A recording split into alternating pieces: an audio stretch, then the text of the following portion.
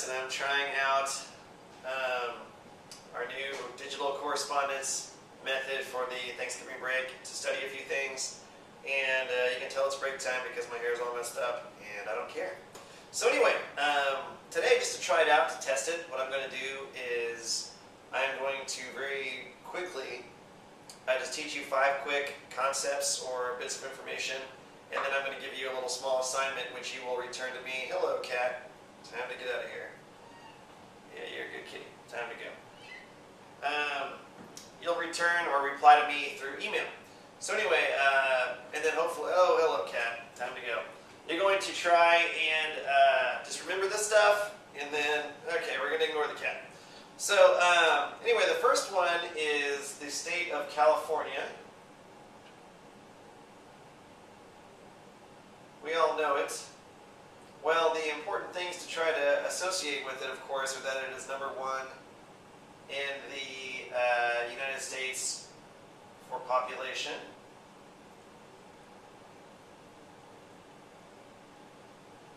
It's #3 in terms of land area behind Alaska and Texas. But it's also #1 for something else interesting, which I know they have asked in Whiz quiz matches in the past.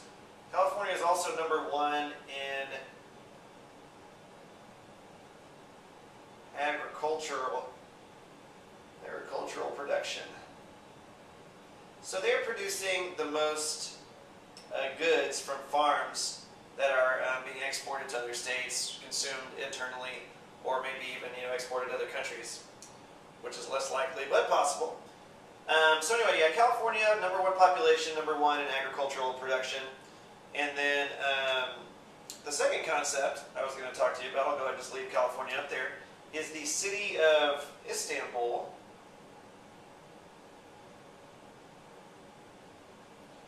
Istanbul is a city in Turkey. Turkey is widely considered to be kind of on the border between Europe and Asia, not just because of its location, but because of its culture. They've got kind of some progressive Western ideas going on there, but they're still very Muslim and still have their 5 times a day prayer that has speakers broadcasted through the city. Yes, ma'am, I understand that you have become randomly jealous of me talking to somebody that isn't even really there. But you're going to have to deal with that. All right, so anyway, Istanbul used to, as Whitten taught us in his very cool song, Istanbul used to be called Constantinople, and before that it was called Byzantium, which was interesting. It was the capital of the Byzantine Empire, and it was named after Constantine. It became Constantinople, and now it's Istanbul. Maybe I should erase this with your tail instead of the eraser. That would be useful, since you're going to be here. So anyway, Istanbul, the main thing to remember about it is not only is it the largest, most famous city of Turkey, but it also, here's the main thing, Istanbul is the only, let me make that in caps, the only, it's a weird looking L there, the only city in the world,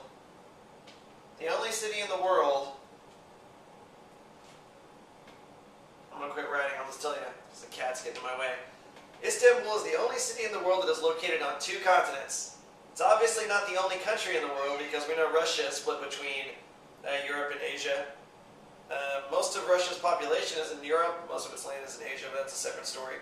So yeah, Istanbul has got a little bit of itself in Europe and a little bit of itself in Asia. And so that's pretty cool. It's a pretty cool fact. The third thing is the brain stem. I'll just write that over here. Hello, kitty cat.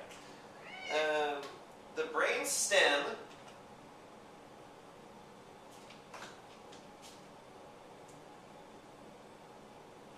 best thing I can say about that right now is that your heart is beating, obviously, or you wouldn't be functioning and alive. There's all sorts of other processes going on. Like, you're not thinking about breathing right now. It's just kind of happening. Digestion, there's all sorts of things going on you're not having to think about.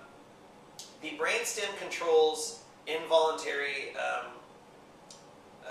muscle movement in your body, or any body process that is involuntary is controlled by the brainstem. It's kind of in the lower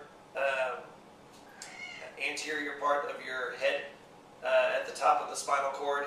You're going to see the brainstem there. So just as a quick review, your cerebrum is the largest part of your brain, and it controls higher thinking. The cerebellum, which is the second largest part, controls coordination and movement. And then the brainstem, which I believe is the third largest section, the brainstem controls involuntary muscle action. So things going on that you're not having to say happen, brainstem controls it. Okay, the fourth one, I'm going to go ahead and erase. So let's remember we have California, #1 in population in the U.S., #1 in agricultural production in the U.S. We've got Istanbul, Turkey, the only city in the world on 2 continents. The brainstem, which controls involuntary body processes. And then the last two, somebody must think vaguely that I must be addicted to teaching since it is a week off, yet here we are doing some more of it. But no, that's not really it. I just have nothing better to do than pet a cat, so hey, why not? My daughter's at her grandma's house. Let's get out of the way. Okay, there's 2 important anthropologists, scientists we want to talk about. One is Jane Goodall. And then I think I always want to call her Diana, but it could be Diane, but they would take it either one. Fossey, F-O-S-S-E-Y. Well, there could be some ways to remember this that you think are better tips. I don't know what they are because I just have learned it. My degree's in anthropology. But there's a lot of important anthropologists. Remember, the study of humanity, anthro means human. So anthropology is the study of humanity, whether it's evolution or cultural studies or linguistics or what's the other one? Archaeology, because you're studying about past people's lives. Jane Goodall lived in Gombe National Park, G-O-M-B-E, for years and years. She probably still goes there all the time. But Jane Goodall is the world's most famous anthropologist who studied, let me see if I can write this backwards here, chimps. Jane Goodall studied chimpanzees and did a whole lot of breakthrough work on that. And then Diana Fossey, she did very similar work with gorillas. Now, the big difference is that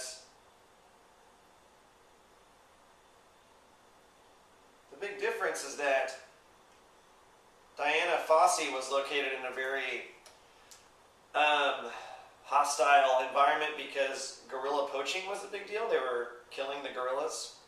And so she was, obviously, as she grew closer to the gorillas, Diana Fossey, she started to get more anti the poaching, obviously, because she came to love the animals. Well, some poacher got into her little living quarters there in the mountains and hacked her to death with a machete.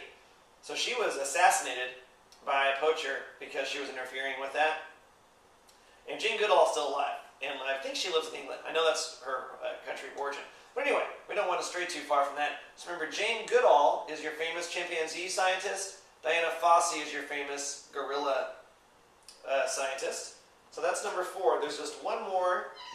Hello. This one here, you never know. It could pop up on any question anywhere in your life. It is just somebody that everybody's heard of, but it's good to know a little bit about him. This is another scientist we would call a social scientist, and that is Sigmund. I don't know how to spell his first name. We're going to say S-I-G-M-U. We're going to say Sigmund. We're going to spell it phonetically. Freud, F-R-E-U-D. Well, Sigmund Freud, he is from Vienna, Austria, so he's an Austrian guy, or he was. He's no longer alive. So, you know, somebody might say, who cares where he's from?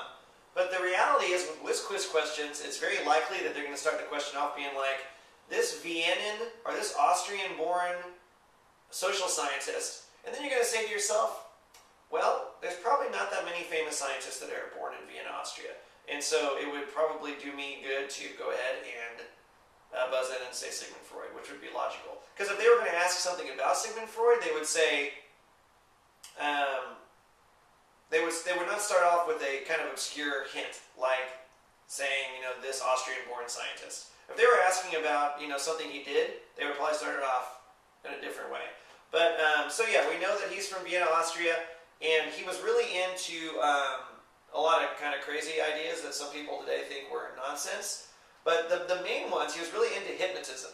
I don't need to write that down because it's too long of a word, and I don't want to reach my arm over there. Sigmund Freud was really into hypnotism, and he was also into this concept, which I think you should know, and if you're going to graduate college one day, which I think you guys will, and girls, you're going to have to take Introduction to Psychology. That's just kind of one of those things you got to take. And they're going to teach you about the id, the ego, and the superego. It's ID. It's the id, the ego, and the superego. Writing upside down like this is interesting. Superego. Now, I could lie to you and explain those things, but since Introduction to Psychology was a while ago for me, I'm going to be honest and say I don't remember exactly what they are. But I do know that the ego, because it's so easy to remember when somebody could say, oh man, you've got such a big ego, they're referring, that's like your concept of self. Your ego is concept of self. And I think that the superego kind of like keeps your ego from going out of control. But once again, before I tell you a bunch of things that are not accurate, I'm going to stop and just have you look up id, ego, superego if you want to know, because those are very likely going to be a question. I mean, those are good things to know. Good things to know. So yeah, that's Sigmund Freud from Vienna, Austria. And yeah, those are, that's it. California, top for those two things. Istanbul, learned about that. The brainstem, Jane Goodall and Diana Fossey. And then Sigmund Freud. So here's where you ask yourself, you're like, well, messy-haired Martinez just taught us some stuff. Now, where's the part that I have to do? Well, I know that Hope is in not California, she's in Florida, or at least on her way there. And James is on his way somewhere. I don't know exactly. I just know that you're going out of town, I think. But anyway, what I would like you to do as a test, and I know we need to stop this here because it's getting to be a kind of a long video. I want you to just respond to me 5 things that you are interested in that you did not previously know. So we're going to try this one for today. I don't know how often we're going to do this. I do want to remind everybody that we are having that Risk night on this very table tomorrow night on Sunday. I know those of you that are out of town can't come, but I hope that everybody else can make it. It's a fun board game, and we'll do some trivia while we're here also. So anyway, go ahead and research 5 things that you did not previously know. Now, if you respond to me, you're like, I know how many cells are in the common earthworm. I'm going to be like, great, but I don't know how useful that is to us. So try to look up 5 things that you're interested in that are also very plausibly useful.